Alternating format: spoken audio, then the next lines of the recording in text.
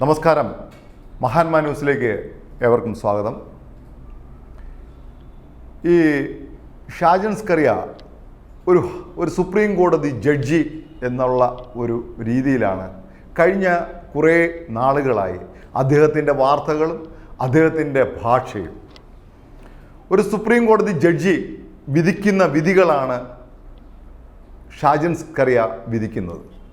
പലർക്കും നമുക്ക് തോന്നിയിട്ടുണ്ട് ഇപ്പോൾ സംഭവിച്ചുകൊണ്ടിരിക്കുന്ന പല കാര്യങ്ങളും നമ്മൾ കണ്ടറിഞ്ഞാൽ ഈ ഷാജൻ സ്കറിയയുടെ ഒരു പെരുമാറ്റവും രൂപവും മാറ്റമൊക്കെ മാറിയിരിക്കുകയാണ്.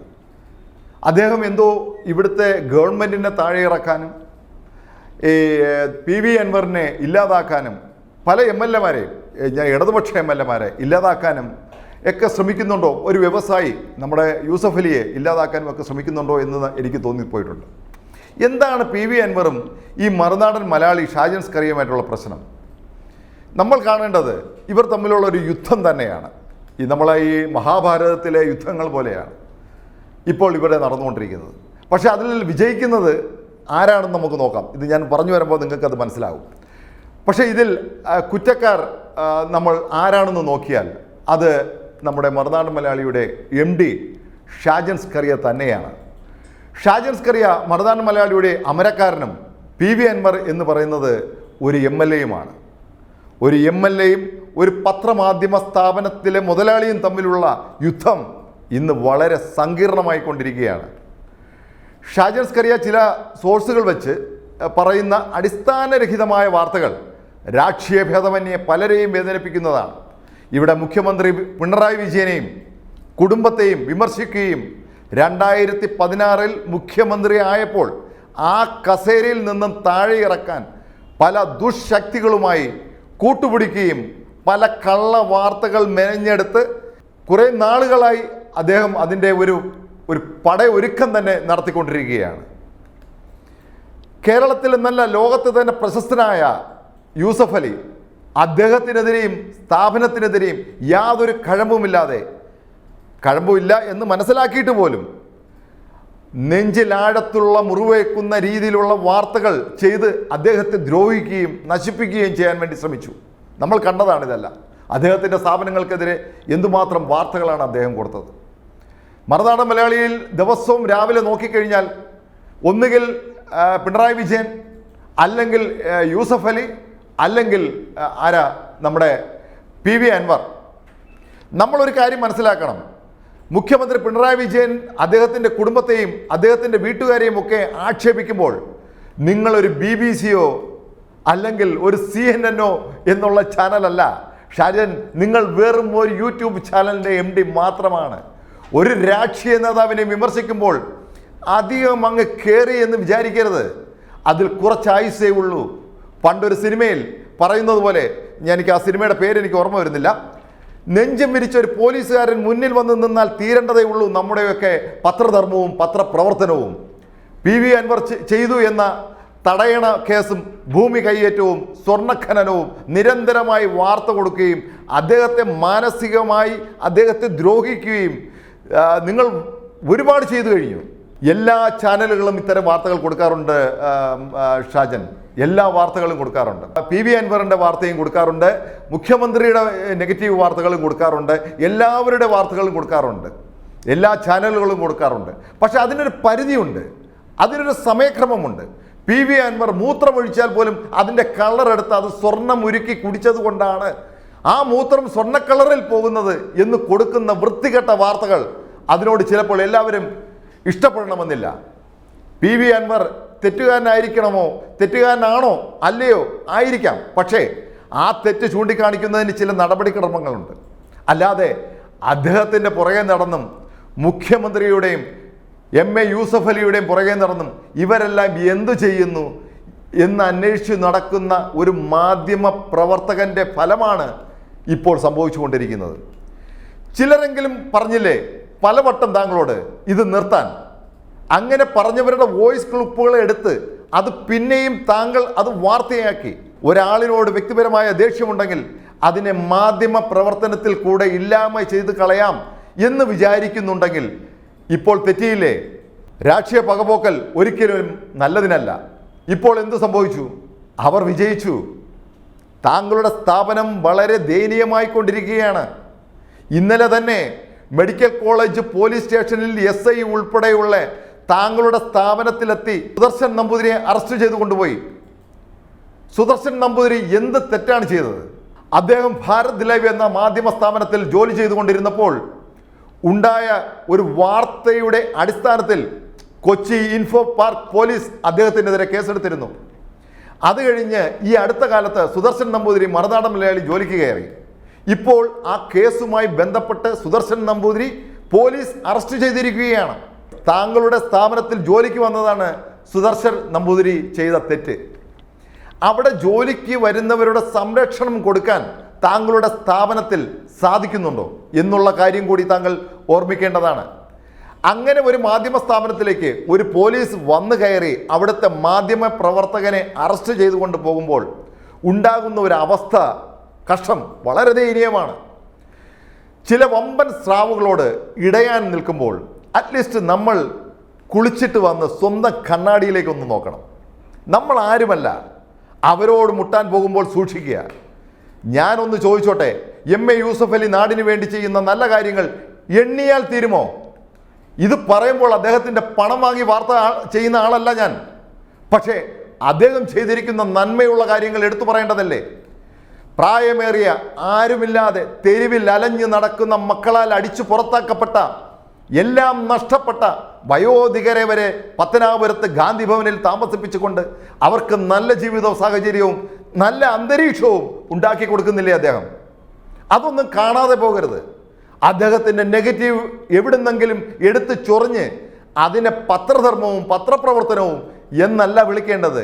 ഷാജൻ, അങ്ങേക്ക് അടങ്ങാത്ത വ്യക്തിവിരോധമാണ് ഇവരോടുള്ളത്. മുഖ്യമന്ത്രി പിണറായി വിജയൻ, യൂസഫ് അലി, PV അൻവർ ഇവരോട് എന്തെന്നില്ലാത്ത പകയാണ് താങ്കൾക്കുള്ളത്. ഇതൊക്കെ നമ്മൾ സ്വയം ചിന്തിക്കുക. നമ്മൾ ആരാണ്? മാധ്യമ പ്രവർത്തനം ഒരു സ്റ്റേറ്റിൻ്റെ മുഖ്യമന്ത്രിയോട് എതിർത്ത് നിൽക്കാമെന്ന് കരുതുന്നുണ്ടെങ്കിൽ അത് വെറും മിഥ്യാധാരണയാണ്. ജയിക്കുന്നത് അവർ തന്നെയാണ്. ഇന്നലെ നിങ്ങളുടെ പോസ്റ്റ് ഞാൻ കണ്ടു, വളരെ വിഷമം തോന്നി. മറുനാടൻ മലയാളി കേരളത്തിലെ number 1 social media news platform ആയിരുന്നു. നമ്മളെല്ലാവരും കൗതുകത്തോടെയാണ് അത് കണ്ടുകൊണ്ടിരുന്നത്. മാധ്യമ പ്രവർത്തനത്തിൽ നമ്മളെല്ലാവരും കണ്ടതും കേൾക്കാത്തതുമായ പല വാർത്തകളും ശൈലികളും അതിൽ കാണാൻ സാധിച്ചു. നമുക്ക് വളരെ ഉന്മേഷം തരുന്ന വാർത്തകളും കേരളത്തിലെ ജനങ്ങളുടെ കഷ്ടതകളും യാതനകളും നിങ്ങളുടെ ശൈലിയിൽ കൊണ്ടുവരാൻ സാധിച്ചു. പിന്നെ താങ്കളുടെ പ്രവർത്തന ശൈലിയിൽ പിന്നെ കുറച്ച് മാറ്റങ്ങൾ വന്നു തുടങ്ങി. ആ മാറ്റങ്ങളുടെ ആഴം കൂടി കൊണ്ടിരുന്നപ്പോൾ ഇതിനോടൊരു വിയോജിപ്പും ഉണ്ടായി. താങ്കളുടെ ശൈലി കടമെടുത്ത് പ്രവർത്തിച്ചു കൊണ്ടിരുന്ന മുഖ്യധാര ഓൺലൈൻ ചാനലുകൾ അവരുടെ വാർത്തകൾ മയപ്പെടുത്തിയിരിക്കുകയാണ്. ഇപ്പോൾ MA യൂസഫ് അലിയെ പോലെയുള്ളവരുടെ വാർത്തകൾ പിൻവലിച്ചിരിക്കുകയാണ് അവർ. ഇപ്പോൾ ഒറ്റയ്ക്ക് ആയത് താങ്കൾ മാത്രം. കുറച്ച് ആൾക്കാരെ താങ്കളെ സപ്പോർട്ട് ചെയ്തുകൊണ്ട് ഇപ്പോൾ ബ്ലോഗൊക്കെ ചെയ്തുകൊണ്ട് വരുന്നുണ്ട്.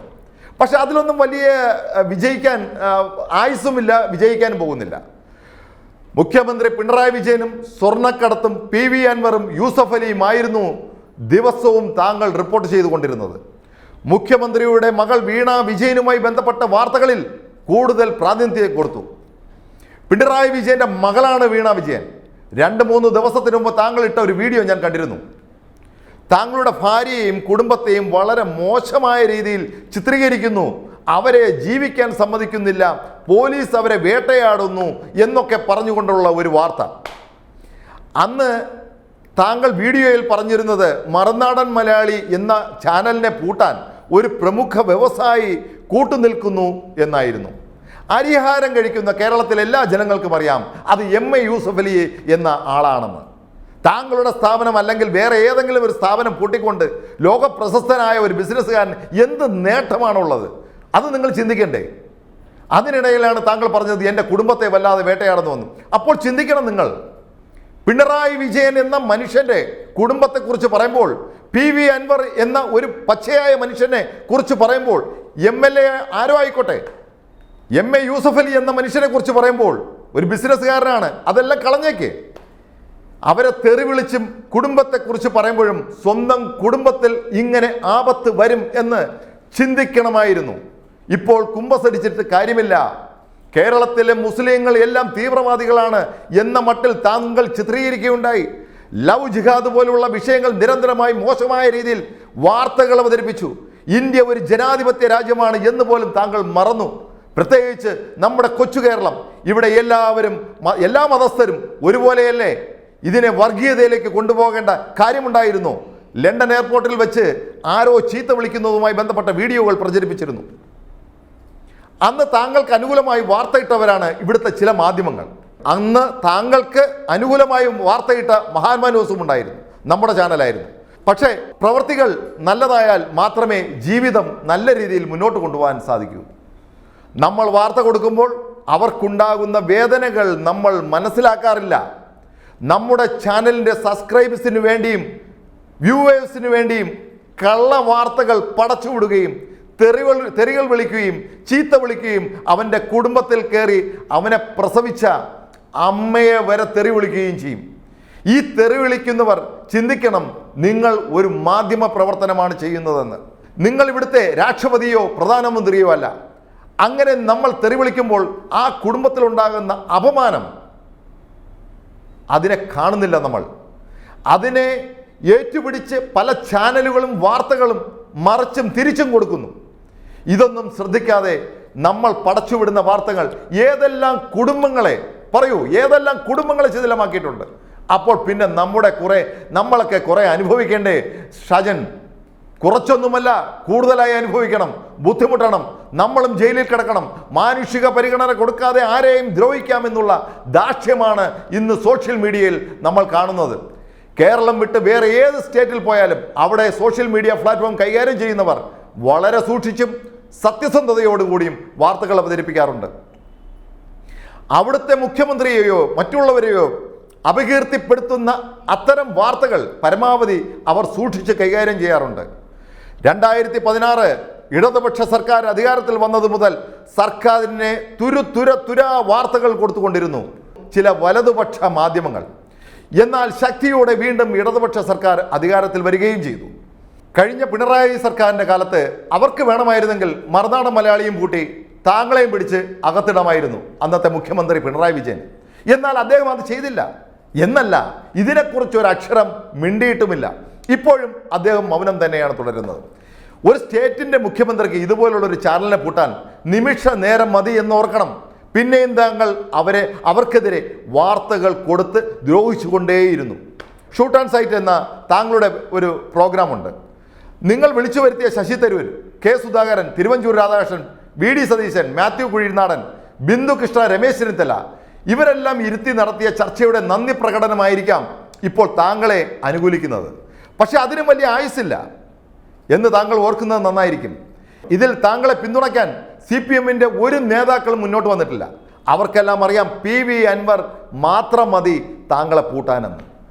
കോൺഗ്രസ് നേതാക്കളും മറുനാടൻ മലയാളി പറയുന്നത് ഇവിടുത്തെ ഇടതുപക്ഷ പ്രസ്ഥാനങ്ങൾ പത്രസ്വാതന്ത്ര്യത്തെ ഹനിക്കുന്നു എന്നുള്ളതാണ്. എന്നാൽ അത് സ്വയം ഒന്ന് വിലയിരുത്തി നോക്കുക. അത് തെറ്റല്ലേ? 7 വർഷമായി താങ്കളുടെ സ്ഥാപനം കൊടുക്കുന്ന വാർത്തകൾ താങ്കൾ എടുത്ത് പരിശോധിക്കുക. എന്നിട്ട് പോലും അവർ ഇപ്പോഴാണ് ഒന്ന് തലപൊക്കി എണീറ്റത്, ഇപ്പോഴാണ് താങ്കൾക്കെതിരെ തിരിഞ്ഞത് എന്ന് ഓർക്കണം. ഇവിടെ ഷാജൻ സ്കറിയ സ്വന്തം കുഴി തോണ്ടി അതിൽ നിൽക്കുകയാണ്. ആര് പറഞ്ഞാലും അനുസരിക്കാത്ത ഒരു രീതി. ചിലപ്പോൾ താങ്കളുടെ സഹധർമ്മിണി പോലും നിർത്താൻ പറഞ്ഞു കാണുമായിരിക്കാം, അമ്മ പോലും പറഞ്ഞു കാണുമായിരിക്കാം, മകനെ ഈ പോരാട്ടം നിർത്തൂ, നിന്റെ നാശത്തിലേക്കാണ് പോകുന്നതെന്ന് പറഞ്ഞു കാണും. അതൊന്നും മുഖവിലക്കെടുക്കാതെ എനിക്കാണ് പവർ, ഞാനാണ് പവർമാൻ എന്ന് ചിന്തിച്ച് പ്രവർത്തിച്ചപ്പോൾ ഇപ്പോൾ എന്ത് സംഭവിച്ചു?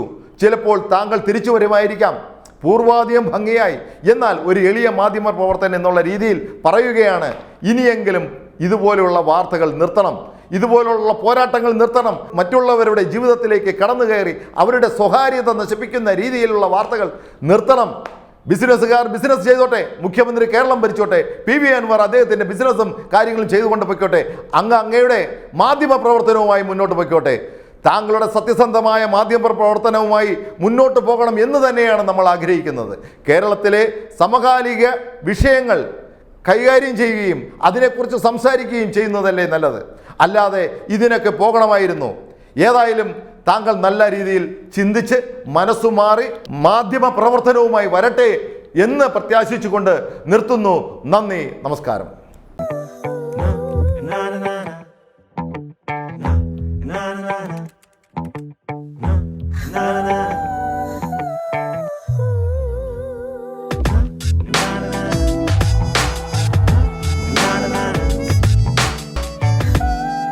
ബ്രൂമെക്സ് ഫോർട്ട്, ബന്ധങ്ങൾ തുടരട്ടെ, നിലയ്ക്കാതെ.